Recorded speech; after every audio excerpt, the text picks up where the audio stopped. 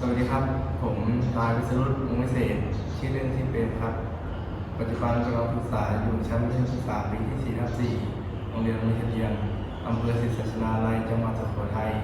เขตพื้นที่การศึกษามัธยมศึกษาสุโขทัยเขต2วันนี้จะมานำเสนอเพลงกาละเวก2 ชั้นครับ